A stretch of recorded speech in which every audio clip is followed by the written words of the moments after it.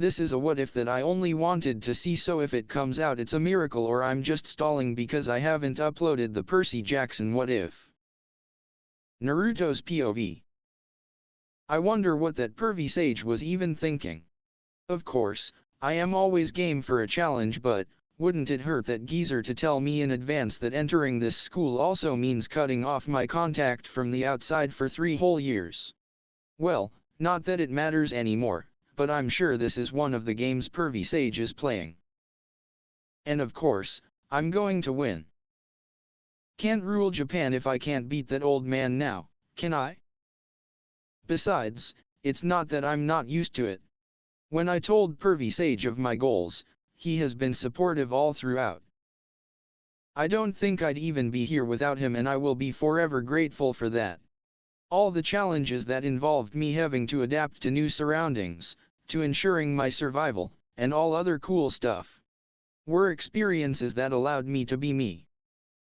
Tokyo Metropolitan Advanced Nurturing High School, huh? My newest battlefield, my newest playground. Excuse me, but shouldn't you offer up your seat? After all, that's a priority seat. You should let the elderly sit on it. My thoughts were interrupted when I heard a middle-aged woman wearing an office uniform confront a young, well-built man, wearing the same uniform as I am. Beside the office woman was a crouching, elderly woman holding a cane. That's a really crazy question, lady. Why should I offer up my seat when there is no reason for me to do so? The man replied, eyes still closed as if telling everyone that nobody is worth his time. I can't exactly blame him fully. It's not like his seat is the only seat around. But man, isn't this argument pointless as hell? It's like my usual banters with Sasuke, the difference being, our banters are fun, this one is just annoying. Now, I see the office lady fuming following the blonde guy's remarks about his superiority. The old woman next to her seems content to just let this issue slide. Well, time to end this dispute, shall we? Obasan. You can sit on my seat, Tabia. Sorry I haven't noticed you earlier, I was kind of preoccupied thinking about my first day in school, I said to the old woman, sheepishly rubbing the back of my head. The old woman smiled at me and said, "Thank you so much, young man." I smiled back at the old woman. I felt bad for her because it was clear she did not want that much attention about her predicament. From what I can see, almost everyone in the bus were looking in their direction. Yet, none of them did anything. It's really sad to think just how many troubles people could have avoided if they were more willing to help out one another. But human nature really is nasty, isn't it? While we are capable of feeling compassion, plenty of people only care for themselves and their own self-preservation. As firm as Japan is in building its traditions, some things definitely needed to change. One of it being our passiveness to take action in times of urgency. Many Japanese people are content with letting the status quo stay as it is. In fact, when someone dares to challenge the status quo, these people would somehow flock together and work in deterring whoever it is that wishes to disrupt the norm.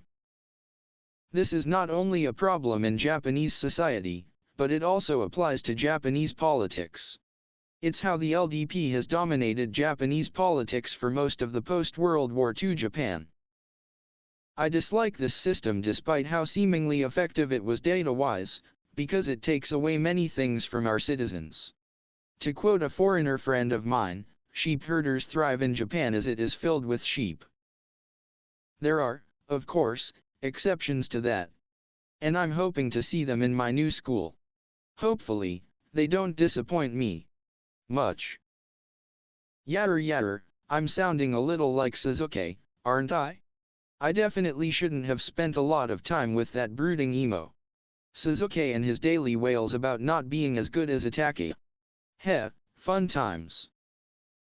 Good job on that one. If you hadn't stepped in, I would have done it, you know. I turned to my left and saw a beautiful, beige-haired girl with crimson eyes. She was sending me a playful grin for some reason. My name's Kikyo Kushida. Seeing as we'll be in the same school, I'm in class 1D, how about you? A social butterfly like Ino, eh? I'm Naruto Uzumaki. I'm in class 1A NE, is it fine if I call you Kushida-chan? I replied. Hopefully, I didn't make her uncomfortable. Ino and Sakura had definitely pounded it in my head to not call girls I'm not close with using their first name. But seriously, what's wrong with that? It's just a name, Tabia. Sure thing, Uzumaki-kun. But seeing as we're in different classes, can I get your contact? Maybe we can hang out when we're free, she said. Is she trying to pick me up? No. I gotta stop being delusional. She's just being a nice girl, is all. But wow, some women really are bold, aren't they? Well, no use thinking much about it. I just took out my phone and exchanged contacts with Kushida. What was that in your wallpaper, Uzumaki-kun? Is that a fox? Kushida asked as her eyes lingered on my phone screen. Yeah. It's actually my pet fox, Kurama. He looks cute, doesn't he? I replied. Look at those ears. It looks like bunny ears. So cute. Kushida gushed as she got a good look at Kurama's picture. Kushida-chan, you're lucky Kurama couldn't hear you. He would have tried to claw your face off if he heard you describe his ears like that. My godfather did that once and Kurama tried to attack him. He's got to be the smartest fox I've ever seen, I said before chuckling at the said memory. Perhaps, there was another world wherein Kurama could talk. I'd love to live in that world, if something like that existed. We'd probably talk shit about everyone, especially Sasuke. I just know it. You better protect me if he tries to attack me, Uzumaki-kun. Kushida joked. Nuh-uh. That'll be your fault for saying he has bunny ears. I joked back. Soon after, the bus stopped as we arrived at the gates of the campus. Wow. The government sure did not cut costs when making this institution, didn't they? Even from the outside, you can feel it's not ordinary. But, that's the least I can expect. After all, this school is supposed to nurture the future of Japan. I couldn't hold back a grin. Just how many interesting people am I going to meet here? Will I find my equal, or even better, will I find someone better than me? If there are, then throw them at me. I don't care if I lose the first time, I'll just rise back up, do my best, and even the score. That's the way of Naruto Uzumaki, I never give up. See you when I see you, Uzumaki-kun. I heard Kushida say as she went on ahead, no doubt headed to her classroom. Well, that's that. I guess it's time for me to enter my classroom too. Class 1A's classroom, Naruto's POV. Seems like I'm the last one to enter the classroom judging from the gazes I'm getting from everyone. Well, it's not like they were scorning me, but more of, they were gauging if I was worth their time. Of course I am. Seems like I'm the last one to arrive, aren't I? I said and looked around the classroom to scout for exciting people, and from the get-go, I found them, a tall, bald man with a serious demeanor and a short, lilac-haired girl with a smug look someone as small as her had no right having. And it seems they've entered the day with a clear objective. One that I am going to take from them. Since Sensei still hasn't arrived, how about we make the most of our time and introduce ourselves? I suggested, and to my relief, everyone were fine with my idea. I smiled before walking center stage. Then allow me to start. I'm Naruto Uzumaki, you guys can just call me Naruto. That being said, as the future ruler of Japan, I will be leading this class, and if anyone wishes to challenge that, bring it on. Everyone seemed stunned at my words, just as I expected. After all, it's not every day a high schooler just proclaims he'll be the ruler of Japan with a confident face. Phew, you're very interesting, Uzumaki-kun, the short, lilac-haired girl said. And you are? I asked. Arisu Sakayanagi. I'll be your first challenger, Sakayanagi said, maintaining the smug look on her face. Would she remain as smug as she is if I challenge her to do 10 jumping jacks? That would totally be worth it, I think. The tall, bald-headed man then made his presence known. And I will challenge you as well, Uzumaki-san. My name is Kohei Katsuragi, a pleasure to meet you. I smiled at both of them. I'm sure our classmates have already felt it. The feeling of being dragged into a battle they have no business being involved in. Don't worry, classmates, I'll end this quick. I will not lose. Naruto's POV. Following Sakayanagi and Katsuragi's challenge, the introduction amongst my classmates continued. Aside from those two, there were only 2 other students that I found mildly interesting, a girl named Masumi Kamuro and a guy named Masayoshi Hashimoto. I smirked when I noticed the subtle change in the body language Hashimoto had when it became evident that I've wrestled away control from both Sakayanagi and Katsuragi. It seems like he's one of the people who would always side with the winning team. It's a little boring, but hey, the more allies I can get, the better. It would seem that as excellent as this class is, they're still no different than most of Japanese society sheeps who need to be led. Ah, fuck it. There I go again with my egoistical rambling. I blame you for this, Sasuke, you hear me? When I get out of here in 3 years, my first agenda would be to kick your ass. Now, about my challengers. From what I can initially observe from them, I think it is safe to deduce that only Sakayanagi is an actual threat. It is a little unnerving how much she had been observing me. It's like as if she was looking for any semblance of weaknesses just from body language and the way I speak. Aside from that, I can feel a strong aura from her. Just because she has a disability doesn't mean she's less deadly of a foe. I myself could attest that there are multiple ways to win a war. Katsuragi, on the other hand, would be incredibly easy to overcome. He is the type of opponent that's tailor-suited to be defeated by me. Katsuragi seems to be a man who would stand firm to his ideals, making it very unlikely for him to be flexible.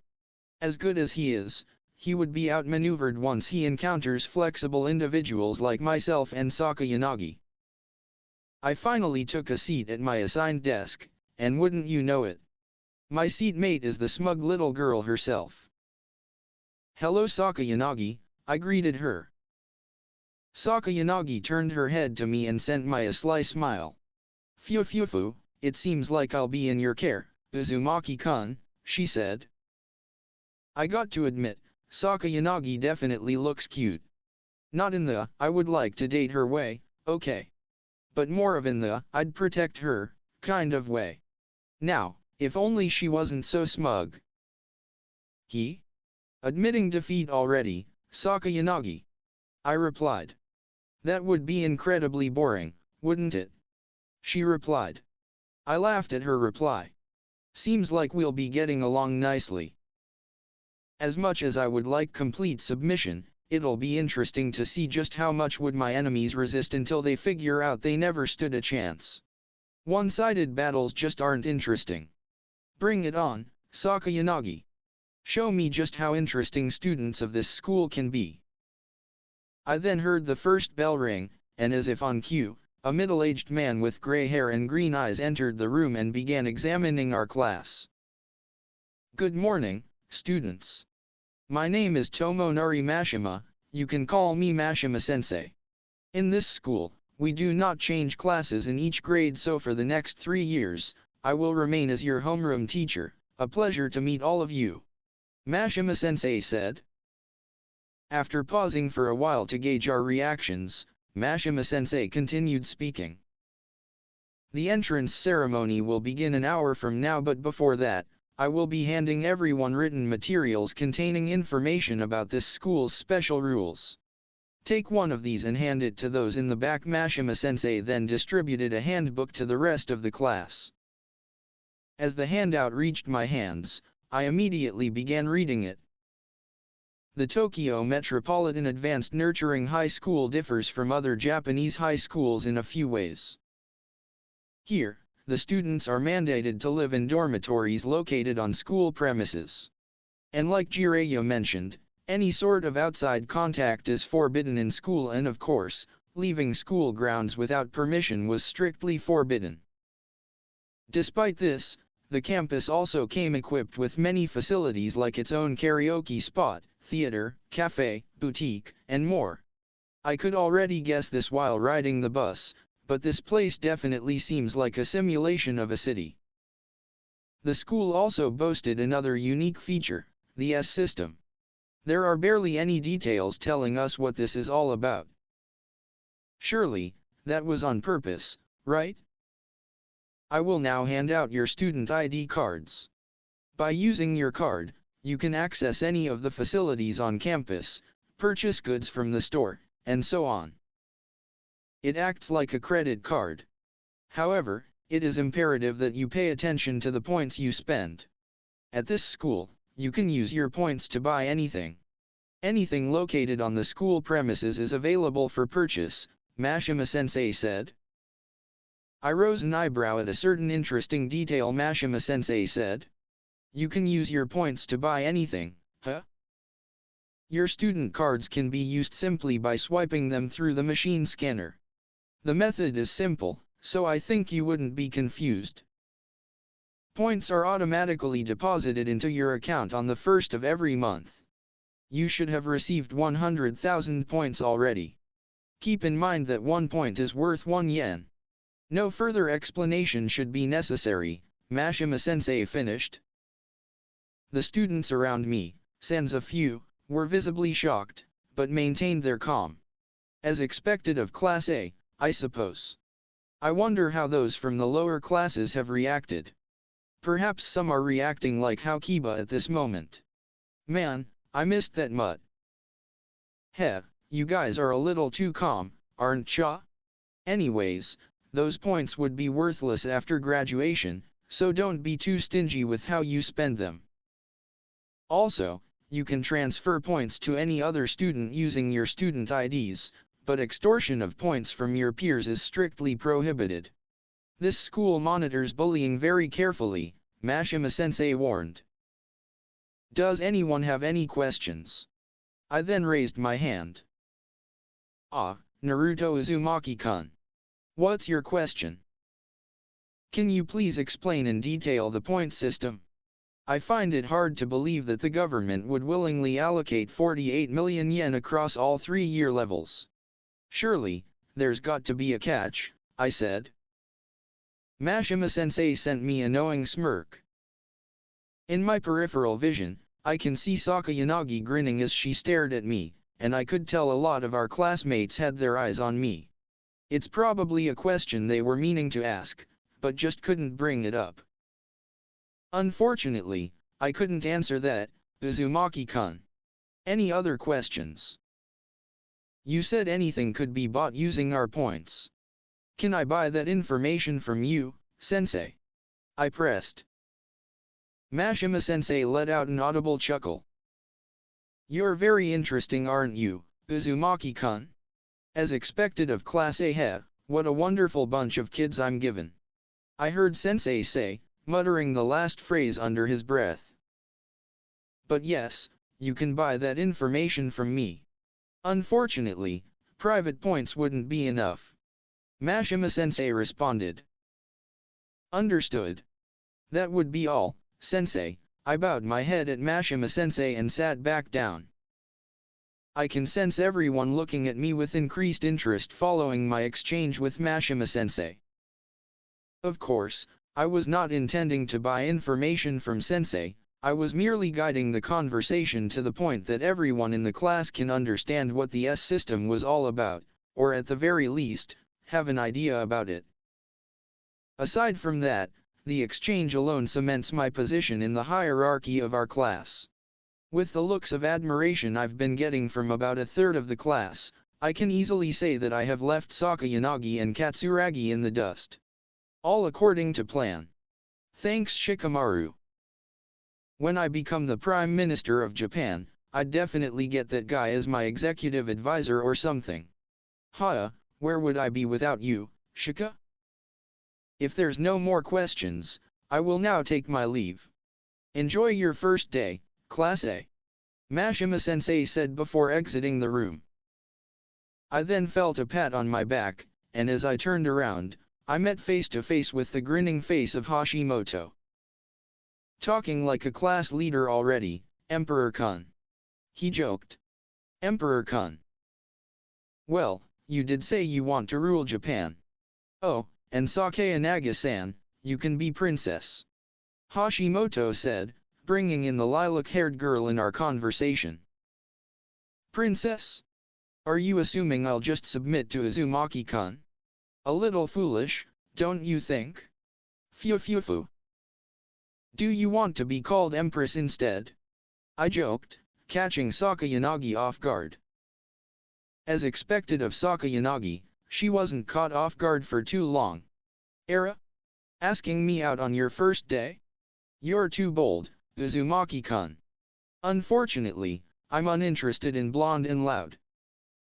Ha! What a sharp tongue this woman has. Unfortunately, I don't have time to banter, so I just laughed at her remarks and got up from my seat, motioning for Hashimoto to follow me. Hashimoto snickered and gestured for a high five, which I reciprocated. Heh. I think school life won't be boring with you around, Emperor-kun. You think?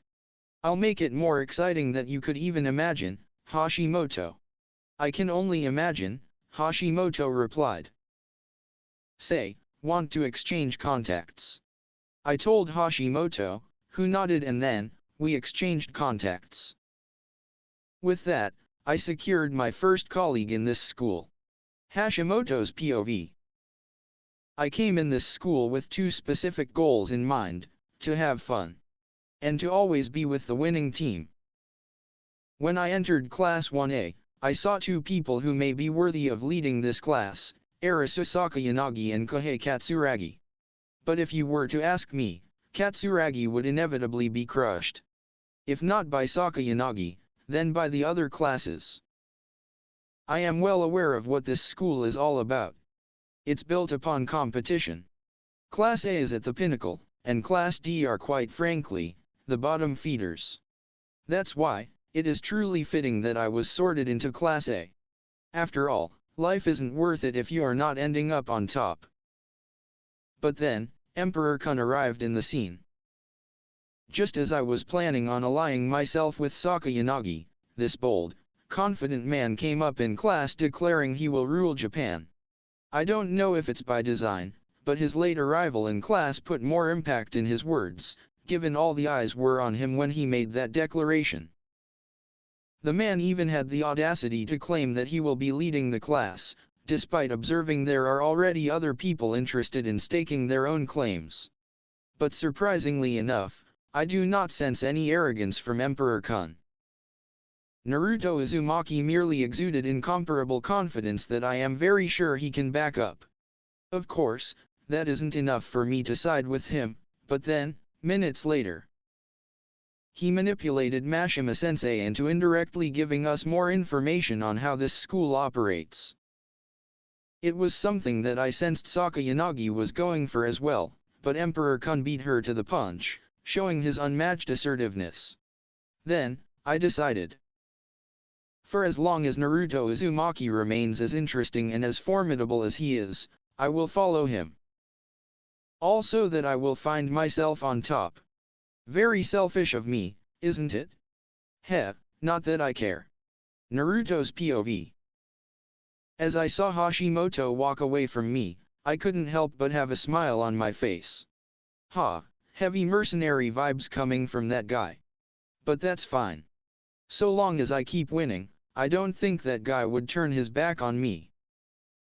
I then continued walking before seeing Katsuragi in my peripheral vision and approached him. I saw that he now has a decent amount of people flocking towards him. Quite impressive, I might say.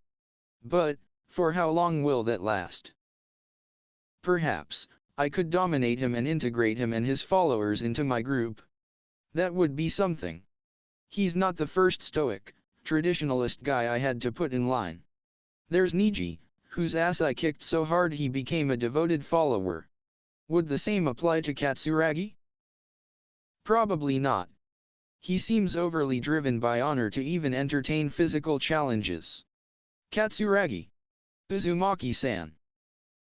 We both nodded our heads at one another, a display of acknowledgement between us. I will look forward to having you work under me, Katsuragi, I told the bald-headed man, who merely stared back in response, not even rising up to my provocations. What a fine man you are, Katsuragi. But just like the rest, you will inevitably fall. Naruto's POV. The entrance ceremony was as mundane as one would think it to be. It was just people talking on and students being forced to listen to it all. The ceremony ended without any incident. Currently, it's noontime, and with nothing else to do for the day, most of the students decided to explore the campus. If I had to guess, most of the students were headed to their assigned dormitories, while those who'd already formed groups were on their way to the mall, cafes, karaoke places, and the like. As for me, I used this chance to farm for information. I grabbed my phone and called Hashimoto simply because I didn't want to look like a demmed loner. Hashimoto, are you busy? Ah, Emperor-kun.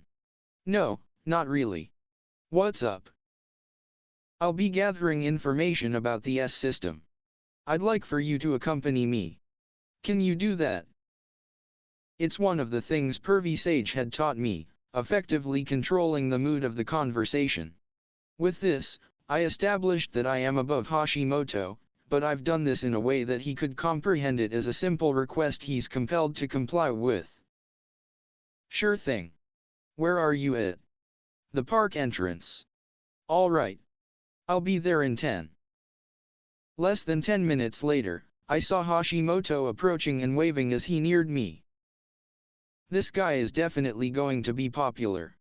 Perhaps in the future I could use him to gather more intel about the other classes? Mashima-sensei did not say this explicitly, but I'm sure this school is founded upon class competition. In this school, there are supposedly 4 classes of around 40 students each per year level. When we do the math, without the expected expulsions, that would already be 480 students, and if each one is given 100,000 points a month, then the government is basically spending 48 million yen monthly for this project, which does not make sense. Given that this school seems to be rooted in meritocracy, it wouldn't be far off to assume that the classes were competing with each other, with the best being rewarded more. I'm sure most of my classmates could think of something similar, but they all have inconclusive evidence to back it up. This is why I'm going out of my way to do this to further stake my claim in the class. Hashimoto. I greeted my fellow blonde, who gave me a smile in response. You certainly are making moves quick, Emperor-kun. He joked. Of course, I'm making quick moves. Sakayanagi is a threat that I needed to build an early lead on. Katsuragi, while already flaunting around his minions, isn't really someone I need to worry much about. After I do this, I can relax for a while and perhaps befriend even more people. I must admit that coming to a school where you don't know anyone is a little lonely. You've had your own doubts about the S system as well, right? Well, sure. But what about it? I'm thinking that a head start of how it works would ensure that we remain as Class A when we graduate, I replied. Heh. So you've also concluded that we're pitted against the other classes, Emperor-kun. That much is easy to gather, Hashimoto. Anyways, let's head out. Hashimoto nodded and thus began our exploration of the campus. Gunning for the obvious choice, we headed out to the cafeteria to look for clues. The reason is that if I am right in my assumption that the government isn't just irresponsibly handing out money, then surely some students have already run out by this point. But aside from that, I doubt the government would just allow them to die, so they must have done something to deal with it. HOH. There's a free lunch set option here. Hashimoto then pointed out to outright where, like he said, there was a free lunch set lying around, mostly vegetables. Ugh. Yuck. I hate vegetables. What do you think, Emperor-kun? I turned my head to Hashimoto and saw him grinning. He must have come to the same conclusion as I did. No one in their right mind would willingly eat a vegetable lunch set unless they were broke. The fact that this exists should be proof enough that not everyone gets 100,000 points monthly, I replied. Hashimoto nodded at my response. But that's not enough information for you now, right? I already have thought of this before, but Hashimoto can get annoyingly cheeky. I wordlessly nodded and walked towards a table where a female senpai was eating one of the free lunch sets. I turned my head towards Hashimoto, who've gotten my signal, and talked with the senpai. He's really competent, isn't he? Less than a minute later, Hashimoto walked towards me. She said she's in class 2D. She had to eat the free lunch set because she didn't have any points left, Hashimoto reported. Just like we thought. So there really is another metric that determines just how many points can be allocated to your class. But I can't help but think that there's something deeper to this. Heh. Kakashi's definitely rubbing off of me, doesn't he? Great job, Hashimoto. With our agenda in the cafeteria done, we continued exploring the campus and soon stopped near the convenience store as we heard a commotion in front of the store. Oh wow, scary. What class are you in? Wait, never mind. I think I know. You're in class D, aren't you? Hashimoto and I stood still in our spot, observing three senpais confronting a red-haired guy. There was another guy with him, but I doubt he's really involved in this commotion because he seemed just to be observing how things unfolded. I took out my phone and began recording. Who knows? I might hear something useful from the arrogant senpai. Hashimoto noticed this and raised an eyebrow at my actions but said nothing. Yeah, so what? The red-haired guy snapped. The senpais exchanged glances and burst into laughter. You hear that? He's in class D. I knew it. It was a dead giveaway. The senpai in the middle said as he continued laughing. Huh? What's that supposed to mean? Hey. I feel a little embarrassed looking at the red-haired guy lose his composure. I think I'm just as bad as he was when I was a kid, easily provoked and driven by my usually wrong instincts. Well, I still have my moments, but at least I'm not this bad. The senpais backed away and continued laughing. Ah, you poor soul. Since you're defective anyways, we'll let you off the hook. But just for today. Let's get going, guys. Hey, don't run away. Hey.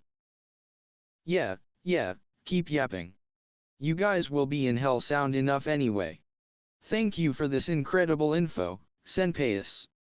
But you guys aren't off the hook just yet. I spared a glance at the red-haired guy and the guy with him before I walked towards the senpais. Where are you going, Emperor-kun? To get more money. Hashimoto laughed at this. He must have already realized how exactly I was going to do that. It didn't take long, but I finally inched in closer to the mean senpais. They took notice of us and stopped in their tracks. Oi, why are you following us? The leader of the senpais barked at us. Senpai, you do know that bullying is frowned upon in this school, right? I sent the three senpais a grin as I said this. And what are you going to do about that? I took out my phone and played the video I just took. It'd be a shame if you got expelled for this, senpai. I had a fake sad expression on my face as I said this.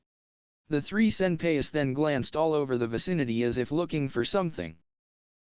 Ah, right. They were looking for a CCTV camera. How arrogant of these guys to think they can beat me up.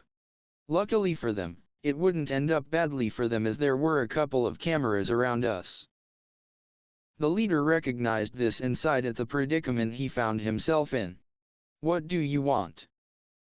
A little information of how the S system works and, of course, a portion of your points.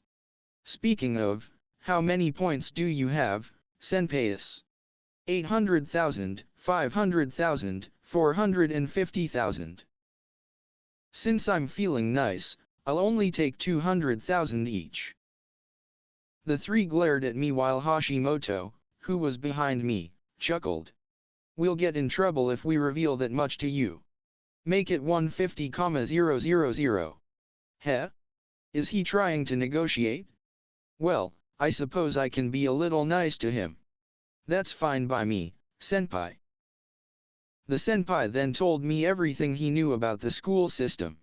Unfortunately, he doesn't exactly know what the S system actually is, but he told me about the concept of private points and class points. So apparently, your class point determine how many private points get allocated to your class monthly.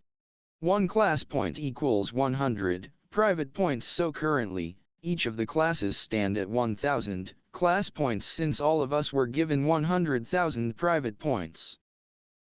This specific concept then confirmed my assumptions that there is indeed class competition.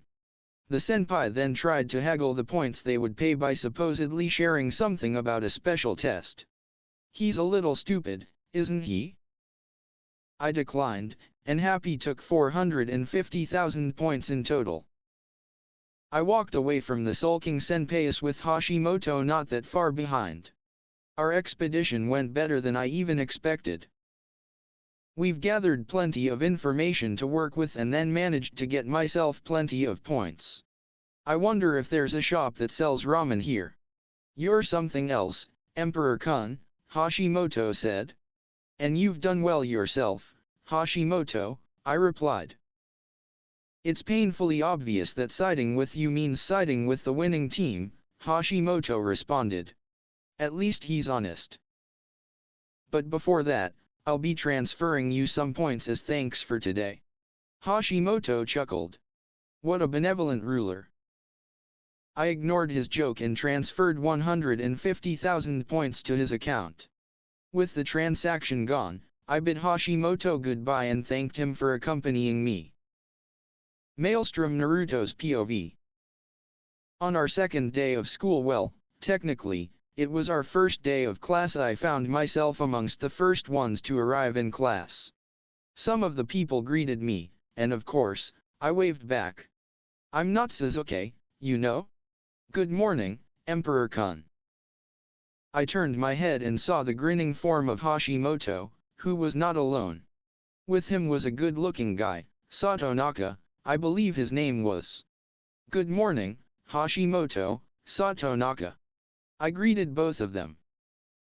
Guess who converted another believer in our cult? Hashimoto cheekily replied. Please don't call our group a cult, Hashimoto. That's plain out embarrassing. You say the weirdest things, Hashimoto-kun, Satonaka replied. I laughed and patted Satonaka on his back. Don't worry, Satonaka. You're not alone in your suffering, I joked. Hey, what's that supposed to mean, Emperor-kun? Phew, it seems your group of blonde and loud has multiplied, Uzumaki-kun. Are you perhaps capable of cloning yourself? Heh. Here comes this smug little girl and her weird laugh again. Also, if I were capable of cloning myself, I would have taken over Japan by now. Alas, I'm still a high school student, so unfortunately, I can't clone myself, Sakayanagi, maybe in another life. As alone as ever, aren't you, Sakayanagi? On the contrary, I've already managed to find people who will support me, Sakayanagi replied. Well, good for you, I guess. I shrugged and returned to my discussion with Hashimoto and Satonaka. It was mostly small talk about the establishments on campus and what we'd like to do sometime. Overall, it was a conversation that I enjoyed. High school friendships hit different, after all. I noticed that most of the class had arrived already. In fact, we are only a couple of students short, and we still have around 40 minutes before classes starts. What a bunch of responsible kids. Well, time is of the essence, right? I stood up from my seat and walked towards the teacher's podium, and stood behind it. As expected, all eyes were on me as they wondered what I planned to say. "May I ask for everyone's attention, please? Oh, and Hashimoto, come here on stage." Hashimoto chuckled and immediately followed my instructions. I'm sure everyone has noticed that there are irregularities in this school. Mashima-sensei had been oddly evasive about the point system, and if anyone here went to the cafeteria and other places, you probably would have noticed that there are free stuff being offered to students.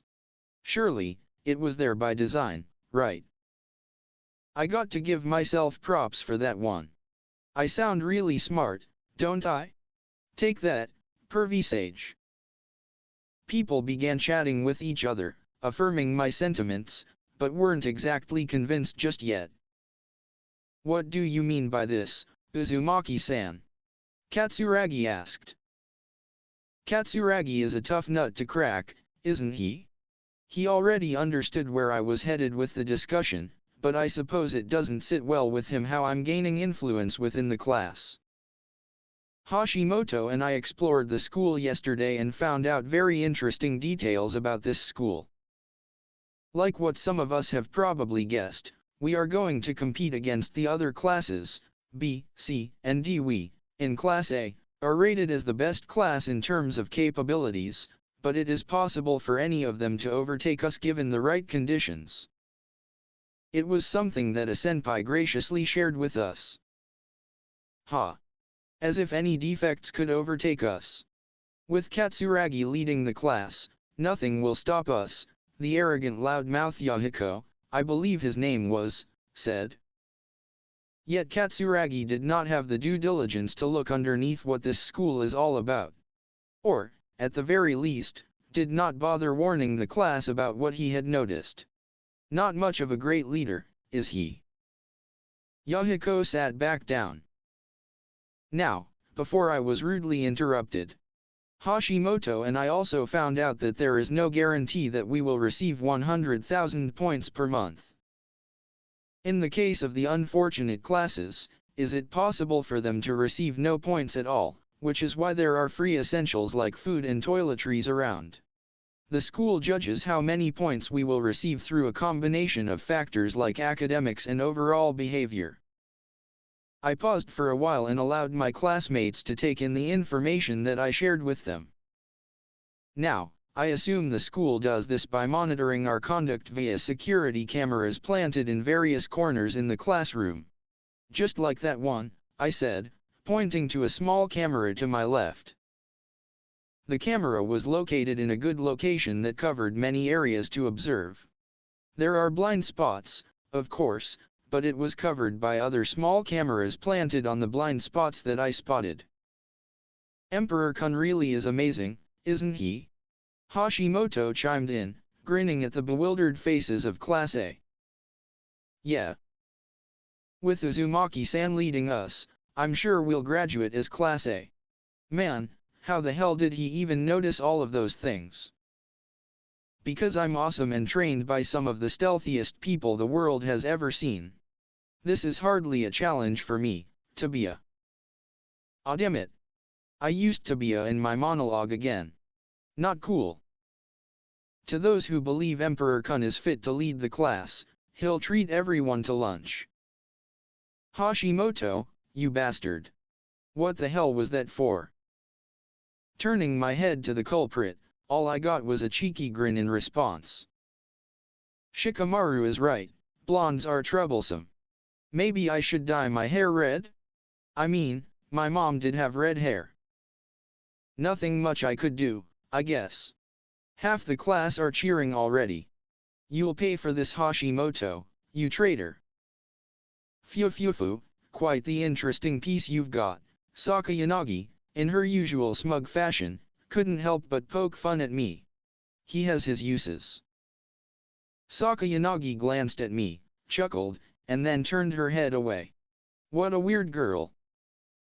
Soon, Mashima-sensei made his way to our classroom and formally began his lectures, as did other teachers.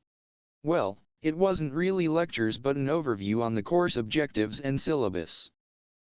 It was honestly boring for me, since I do not exactly enjoy immersing myself in academic activity. Unfortunately, I know myself how important academics are if I wanted to be something, so I forced myself to listen to the lectures. I missed the good old days in Konohagakuen, where I could just beat up Kiba after class. Fun times, indeed. Maybe I'll have a chance to fight someone here? The rest of the class tried their best to listen to the discussion, but found themselves bored. Luckily, these are Class A students, so even if they weren't listening intently, they at least made it look like they cared. I took in the relaxed atmosphere, and soon, it was lunchtime. Students stood up and left with their new acquaintances, disappearing from my view. But there were still a sizable amount of students left in the classroom. Ah, that's right. Damn you, Hashimoto. Good thing I still have around 385,069 points. Thank you for your stupidities, senpais. I stood up from my seat and mentally counted how many people were left. There were around 19 people excluding myself and Sakayanagi, who was still sitting. Emperor-kun, we're waiting for you. Hashimoto called out. I'll get my revenge someday, Hashimoto. I wonder how many points you'll have left after this, Uzumaki-kun, Sakayanagi said. More than enough to live, I hope, I replied. There are the free options, like you've mentioned. I hope it doesn't come to that. Well, since you're still here, do you want to go with us? I don't know how it was possible, but somehow, Sakayanagi had a smugger expression on her face. This marks the second consecutive day that you've hit on me, Uzumaki-kun. Should I be worried? If you think I was hitting on you, then perhaps you are not just physically handicapped, Munchkin, I joked, and I could have sworn Sakayanagi had killed me in her mind 10 times over. Sakayanagi regained her composure and elected to just laugh, as if telling me that's the best you've got. Yes, that's the best I've got for now. Sorry, Sakayanagi. Are you still flirting with your empress, Emperor-kun? God damn it, Hashimoto. Arisu Sakayanagi. A person's potential is simply tied to their genetics, and a child with a superior DNA will always come out on top. That is the belief I've come to believe, and it's a belief that has proven me right over and over again. Coming into this school, I expected more of the same, the sight of myself standing at the very top, just as how things were meant to be. I do not think anyone in this school poses a direct threat to me, and I believe it is not wrong for me to say that it doesn't come from a place of arrogance, but rather, it comes from a place of certainty. After all, there was only one man who I've deemed to be a potential match. And even then, I will defeat him. Kiyotaka Ayanakaji, the son of the person running that facility. I will prove to my father that talent is not decided by education, but from the moment people are born, and that she who had superior DNA could never lose to the children from that facility. But now, it seems like life in this school will not be as boring as I initially thought. Naruto Uzumaki. He's a bold man, immediately declaring that he would lead this Class A class where I am in. Yet, unlike most people who I've heard say the same things, I couldn't detect a hint of unjustified arrogance from him. Uzumaki-kun spoke like he believed all the words he said, and he will do just that. I do not sense natural genius in him, but from our few interactions, he has proven himself to be a man of action. Frighteningly efficient and effective action. Before I knew it, Uzumaki had taken control of our class within the first 2 days. First, he established himself by staking his claim over class leadership. Second, he immediately noticed certain details about the school system and immediately confronted Mashima-sensei. His goal was not to gather information, that much I know. He crafted a situation where he is immediately seen as someone capable of seeing the bigger picture and as someone willing to aid the class. It also helps Uzumaki-kun carries a natural charisma to him that easily draws people. Satomura and Hashimoto's early support of him is testament enough of this. Hashimoto was a wonderful piece that I hoped I could have gotten for myself. It initially seemed like he would side with me, but Uzumaki's appearance changed that decision. Hashimoto further proved his value by endearing more people towards Uzumaki-kun. Of course, those people were already thinking of aligning with him, but Hashimoto's third-party insistence and acquisition of Satonaka made it easier for them to decide. Naruto Uzumaki is dangerous. But that's what makes this game fun, right? Although I do now hold another grievance towards that loudmouth. Nobody calls me a munchkin and gets away with it. Maelstrom Naruto's POV lunch was interesting, to say the least. All eyes were on us as we took to the cafeteria, but that's not exactly surprising. After all, there was 20 of us going all at once. It was a show of force, if there was one. We had to link 4 tables together so that we could accommodate everyone. It was a simple lunch, with small talk shared in between. I've gotten to know some of our classmates, aside from Hashimoto and Satonaka, and well, they're interesting. Nishikawa, Yamamura, and Nakajima are pretty girls who were just there because Satonaka was there. Not just them, but some of the girls just went because of the same reason. It's really how humanity works, doesn't it? People flock together for a superficial object of interest. It's just like with Sasuke. Or, to some extent, myself. I guess I'll cut Hashimoto some slack. After all, the man did his work to ensure I managed to secure the support of the class. He convinced Satonaka, who attracted a bunch of girls, and gave me a platform to really convince them that I should lead the class. Honestly, it is quite childish. But with how this school is structured and my own selfish desire to be a ruler, this much is natural. Well, I made sure I did not disappoint as our classmates' opinion of me did improve during lunch. Currently, I've gotten the contact of 19 students in class. That's got to count for something, right? How's your pockets, Uzumaki-kun? Turning to my right, I saw Sakayanagi playfully look at me. Well, it's not like she knows I'm kind of loaded. I only spent 30,000. It isn't that bad. But I might get some of those vegetable food set at least once a week, I replied. Sakayanagi chuckled. At 5 p.m. Japan Standard Time today, we will be holding a student club fair in Gymnasium Number 1. Students interested in joining a club, please gather in Gymnasium Number 1. I repeat, at 5 p.m. Japan Standard Time today, we will be holding a student club fair in Gymnasium Number 1. Students interested in joining a club, please gather in Gymnasium No. 1. A girl with a sweet voice continued the announcement. Club activities, huh? Are the student council recruiting? That'll be interesting. Are you going to join a club, Uzumaki-kun? Yep. How about you? I'm not interested. Why? It's boring. Still, want to come with me? Nope. Understandable. Have a great day. Your meme references are bad, and you should feel bad. That's harsh. Thank you. That cheeky smug loli. I hope you are not insulting me in your thoughts. Could she sense my thoughts? I hope not.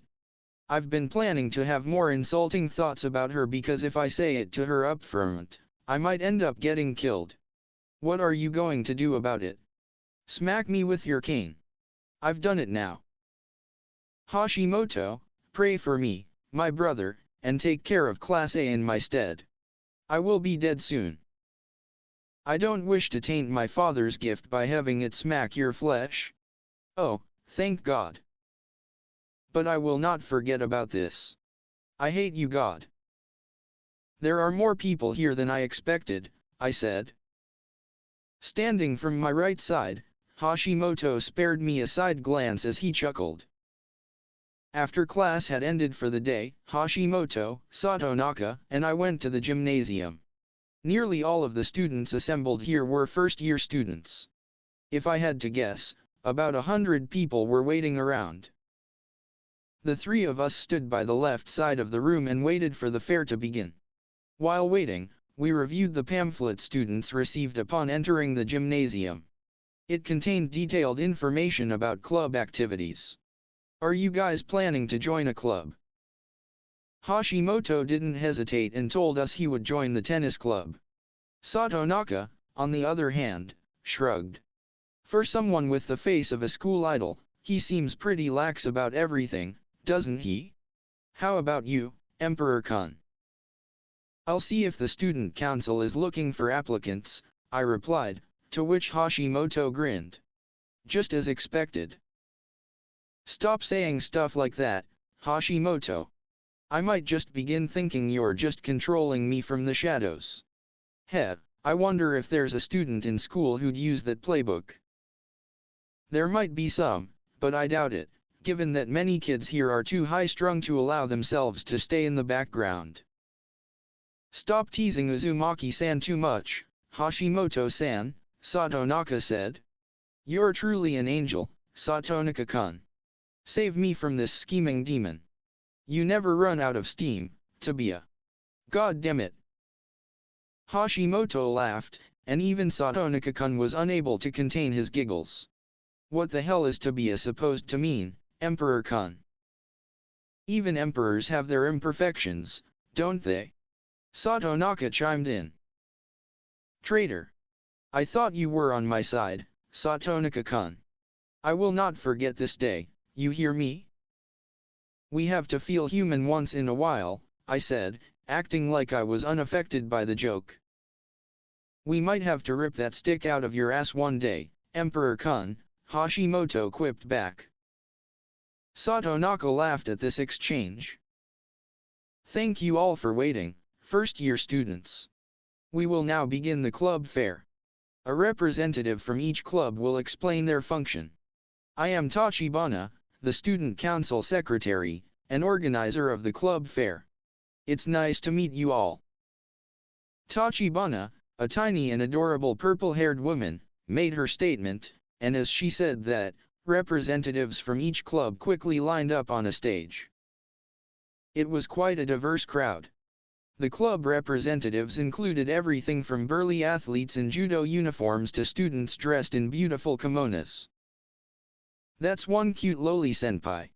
What the hell? I turned to my left in shock at what I had just heard from Satonaka's mouth. Did he actually just say that? Oh no. Did I make friends with a lolicon? Should I warn Saka Yanagi? But that would be pointless because she can't run away. Being crippled and all. Did he just? I asked Hashimoto, who like me, was surprised at what Satonaka had just said. I think he did, Hashimoto replied, still dumbfounded. I put a hand on Satonaka's shoulder, just as Hashimoto did on his other shoulder. You're down bad, Satonaka-kun, I said.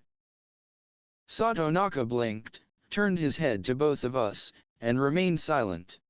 Did I say that out loud? Hashimoto and I gave Satonaka a pained nod.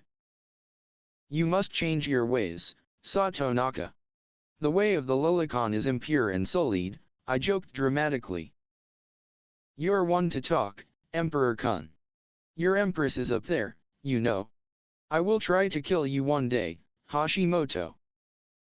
Saka Yanagi would kill you if she knew you indirectly called her a loli, I replied, and Hashimoto paled, realizing just how right I was. Please don't tell her. I won't. I'll be the one to do that, Tabia. Naturally. Satonaka coughed and got our attention. The guy had an embarrassed expression as he caught our gaze. I'm not a lolicon, guys. I'm just really immersed into anime.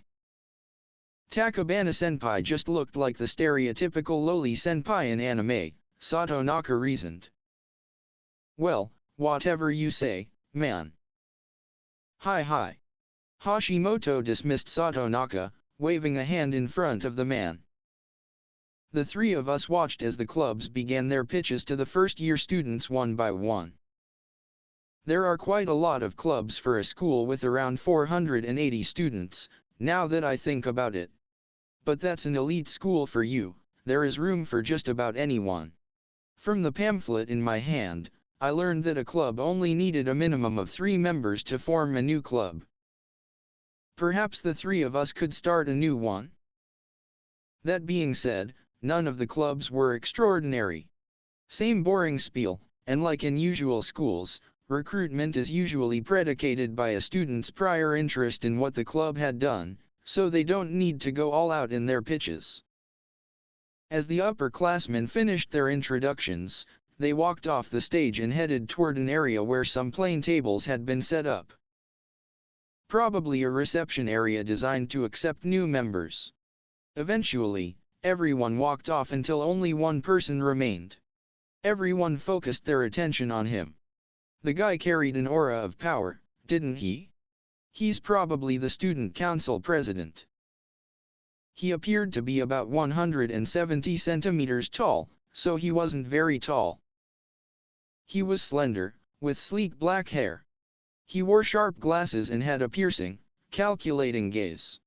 Standing before the microphone, he calmly looked around at the first-year students. How would this serious-looking guy promote the student council? Unfortunately, my expectations were dashed immediately. He didn't say a single word. Maybe he was drawing a blank. Or perhaps he was so nervous that he couldn't speak. As if. The guy is probably just looking over the first-year students and seeing if there's anyone of interest. I waved in his direction, and to my surprise, the senpai noticed it as his eyes were focused on me for a couple of seconds. Do your best. Did you forget to bring your note cards? Ha ha ha ha ha.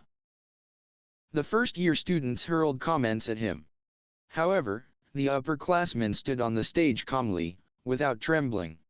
The laughter and words didn't seem to faze him.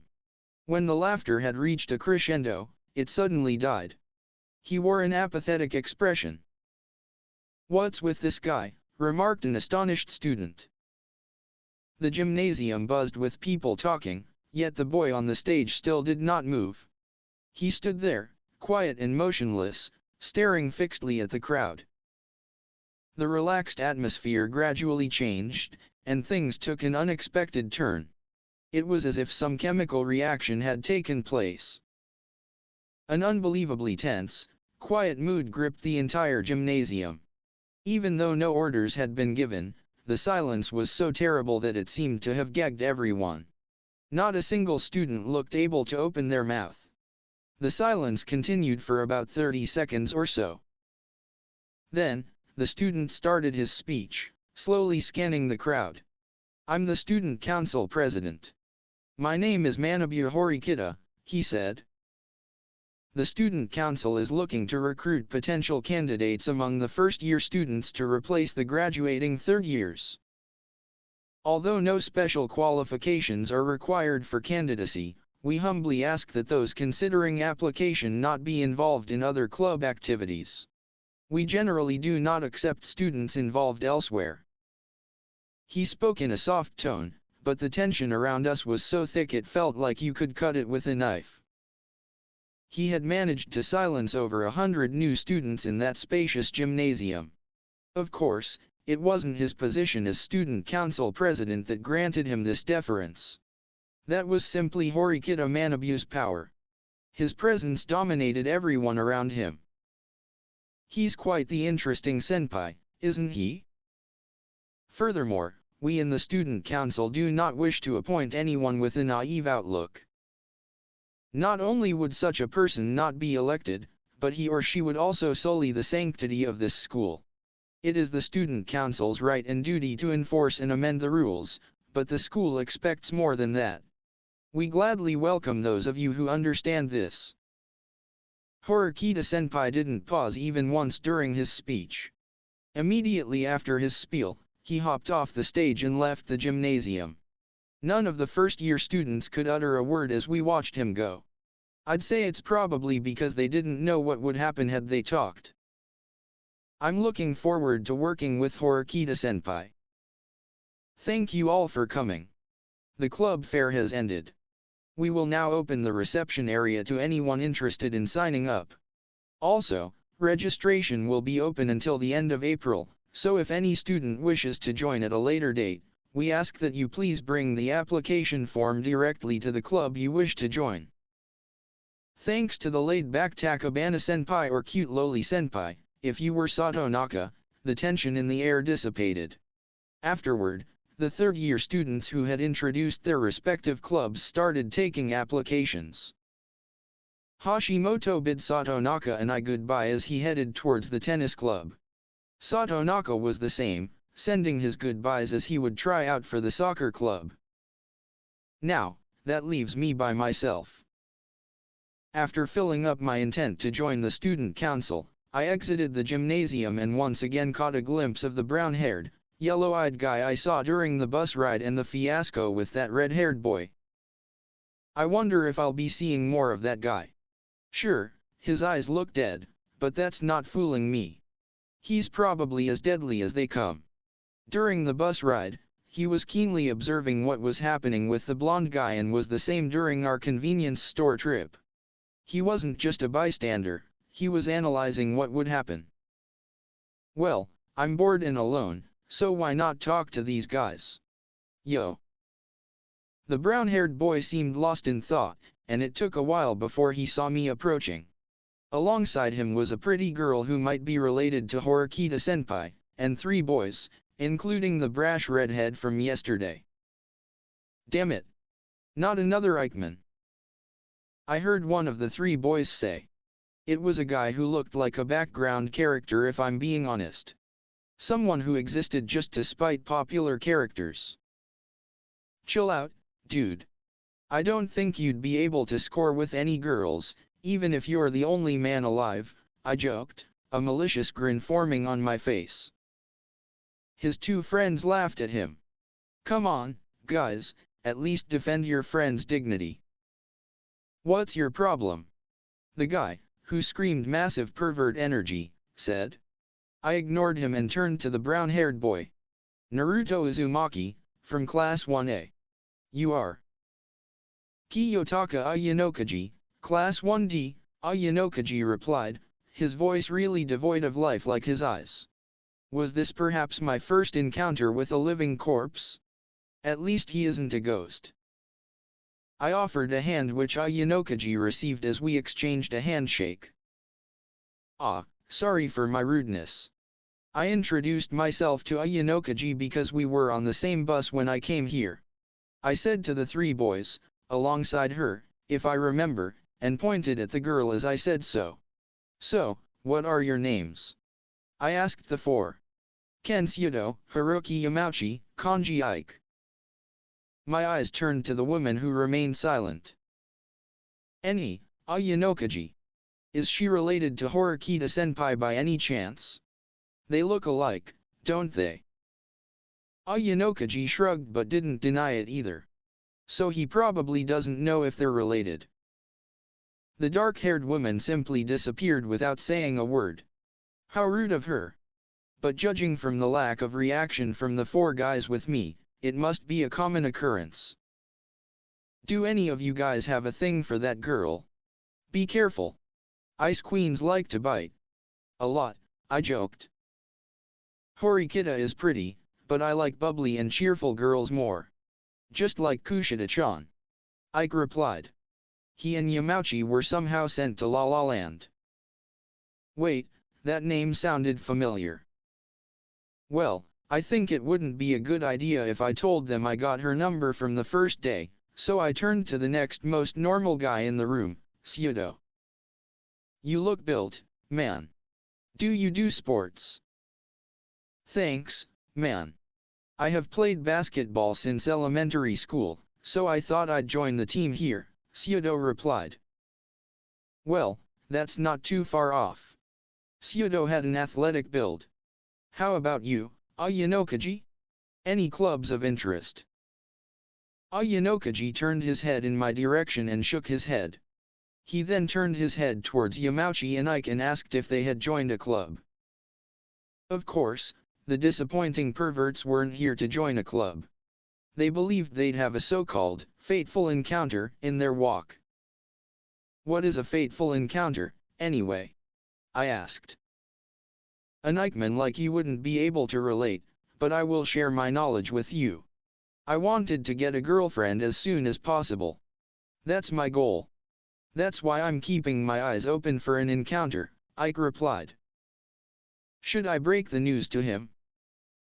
Ayanokaji's eyes held an empty look, but the guy looked like he was pondering Ike's words. Was this guy homeschooled or something? Also, I have to say that the student council president was something else. He was so imposing. I got the feeling he ruled the place, you know. Ike continued. I know, right? He made everyone shut up without saying a word. That kinda stuff is impossible, Ayanokaji replied. Horikita-senpai is interesting, alright. I look forward to being in the student council, I replied. The four guys turned their heads in my direction. You applied for the student council? Ayanokaji asked. Naturally. It must be to get closer to that pretty senpai, wasn't it? Yamauchi asked, a perverted glint in his eyes as he said this. Is this what it feels like to talk with a vermin? Takabana-senpai seemed pretty much into Horikita-senpai the way I see it, Yamauchi. Also, I don't date small girls, I replied. Yamauchi wiggled his eyebrows. Oh-ho. So you like them tall and curvy, do and sha. Class D definitely is filled with defects. I wouldn't even bother responding to that, Yamauchi. Anyways, you guys want to exchange contact info? I offered. They all agreed, and moments later, I had the contact info of all the four guys I had just talked to. Heh. As stupid as the three are, they seem fun to be around with. Ayanokaji is kind of unnerving to be around with, but the guy doesn't seem like he means harm. Anyways, it was nice meeting you guys. I'll see you around. I waved them goodbye and headed out. Maelstrom. Naruto's POV. It's been about a week since classes started, and I've begun knowing my classmates better. As it is, I am recognized as the leader of Class A alongside Sakayanagi. Katsuragi staked his claim in the race, but his supporters were low, so he was basically a non-factor. Of course, I held the most supporters out of the three of us, but it's not that easy to drown out Arisu Sakayanagi. Even without effort, she radiates a presence that stands out. Those who still weren't sold by my feats flocked to Sakayanagi. Quite impressive, actually. Sakayanagi, I called out. What? I'll give up my class leadership if you could do 10 jumping jacks. Sakayanagi sent me a pretty smile before I found my ribs struck by her cane. Hey. What happened to not tainting your father's gift? Also, why did I even say that? Oh yeah, I was pretty bored. Sakayanaga's usually calm face had shattered entirely and slightly turned red in anger before reverting to her usual calm demeanor. How uncivilized of you, Uzumaki-kun, Sakayanagi replied. As painful as my ribs felt, I couldn't help but laugh. Sakayanaga's just like any other girl, wasn't she? It was cute to finally see her lose her composure, even for a split second. You did say you'll challenge me. That automatically implies that I decide the terms for our battle, I cheekily replied. Sakayanagi did not bother to reply. Good move. The rest of the classes went by without a hitch. After saying my goodbyes to Hashimoto, Satonaka, and the rest of the so-called Uzumaki faction, I headed to the convenience store to stock up on instant ramen as I'd just run out of it. I saw some people from other classes who waved at me, and I waved back in courtesy. It seemed like I was getting a little popular in school. Ha! Take that, Suzuki. As I was headed down the aisle, I saw a rather interesting sight. It was Masumi Kamuro attempting to leave the store with a can of beer at hand. She would have gotten away with it, too, given no one was paying her any attention. I could take advantage of this situation, but the question is, am I actually comfortable with doing that? The past week has made me question some of the things I've believed in. The more I dug into this school, the more things became apparent. I knew this was no ordinary school. But this whole competitive system was just so rotten. Yet, if I wanted to be the best here, I should also not be afraid to get my hands dirty when the time arises. But that time is not now. Kamuro, I called out. Immediately, Kamuro froze and slowly turned her head, a can of beer still in hand. What do you want? Put that back here, and I'll let this pass, I told her. What? Are you not gonna report me or something? I find that a little hard to believe, Kamuro replied. I'd rather not have you be expelled, Kamuro. You're a nice person. But for your own sake, just put it back. Before Kamuro could muster up a reply, I turned my back against her and continued shopping. Huh. I feel horrible about what I was thinking of doing to Kamuro. Treating humans as pawns. What a disgusting thought. And I fear the time when that inevitably happens. Politics is brutal, after all. And I desire to rule. That'll be 2,000 points. Sir? Sir? Before I knew it, I found myself in front of the counter, still lost in thought. To think I'd be easily shaken by a mental dilemma. I'll do better next time, pervy sage. Wait. Why am I thinking of your disgusting old face anyways? I apologize. I was a little deep in thought. I told the cashier and then paid for my purchase, which, aside from instant ramen cups, contained ingredients and some condiments. As good as cafeteria food is, I enjoy my cooking a little more. As I exited the convenience store, I again found myself face to face with Kamuro. This time, her annoyed expression was replaced by a curious one. I wonder why she'd even bother waiting for me. Why? Kamuro asked. Why, what, Kamuro? Why did you just let me go scot-free?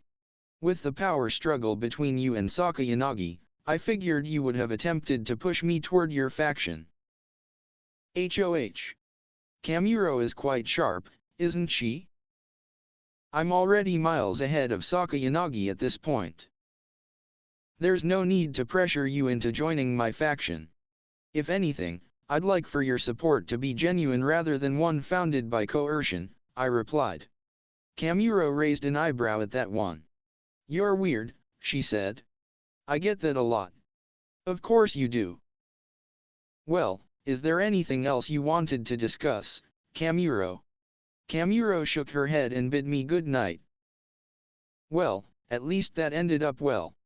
Now, how about we do something about the little eavesdropper we have here? Sakayanagi. As if on cue, the pretty, lilac-haired girl emerged, showing a smile on her face. You know she won't stop anytime soon, right? She definitely won't. I could tell that Kamuro wasn't shoplifting because she was broke. It was because she found an amusing thrill to it. What I did was just to ground myself morally. To be completely honest, I did it on a selfish whim. I know. Then why not take advantage of the situation? What you told Kamuro-san was a lie, wasn't it? Sakayanagi is sharp. Should I tell you? I'd recommend against it. I'll use it against you, Sakayanagi replied. I laughed at her honest response.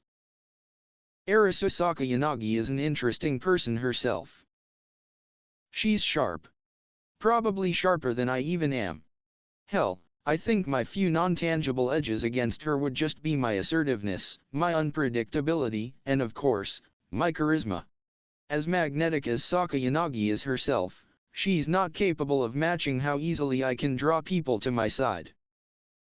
Of course, it goes without saying I could outrun her in my sleep, but that's beside the point. I will throw my cane at you if you're thinking about how you'd outrun me in your sleep, Sakayanagi said. Then, you'd just be proving my point if you did that. Sakayanagi shot me a glare, which instead of looking menacing, looked incredibly adorable. You're interesting, Uzumaki-kun. But incredibly annoying as well, Sakayanagi said. I know. I've made it a life goal to make sure you lose your composure occasionally. Quite the annoying goal you have there. That's the point, Sakayanagi. So, what are you going to do about Kamuro, Sakayanagi? You saw what she did as well, didn't you? Sakayanagi smiled. Nothing. You've already secured her support. There's no point in me making a move. I didn't reply, and Sakayanagi took it as her cue to continue. It's fascinating how easily you can draw in people with just a few words. Your repeated mantra of being a ruler may sound childish, but how you go around it says otherwise. You're a shrewd man who somehow retained his moral compass. I wonder, however, if for how long that will last, Uzumaki-kun. I wonder about that as well, Sakayanagi. I guess we'll just see, Sakayanagi-chan, I replied. Sakayanagi-chan. Just to add familiarity. We've been talking a lot in the past week, haven't we? Sakayanagi nodded. I suppose you're right. But as much as I'm enjoying this conversation, I must bid you good night, Uzumaki-kun, she said. Good night, Sakayanagi-chan. You're a shrewd man who somehow retained his moral compass. I wonder, however, if for how long that will last, Uzumaki-kun. Interesting words, Sakayanagi-chan. I'm not naive, nor am I clueless about the circumstances I found myself in. The culture and the system in place of this school are vastly different, even from Konoha, another top school in Japan. Tokyo Metropolitan Advanced Nurturing High School seems to be the government's experiment to see how effective a specific way of education can be in molding tomorrow's leaders. This cutthroat and downright hostile competitive environment is unlike any other school in the nation. I may not have exactly gotten the point of why that pervy sage had put me in this institution, but one thing is for sure. One of pervy sage's intentions was for this school to serve as a challenge if I truly have what it takes to achieve my grand dream of ruling the country. Hopefully, even as I'm eventually forced to make tough decisions, I'll manage to keep what has made me. Today has been quite educational, hasn't it? This will be it for this reading.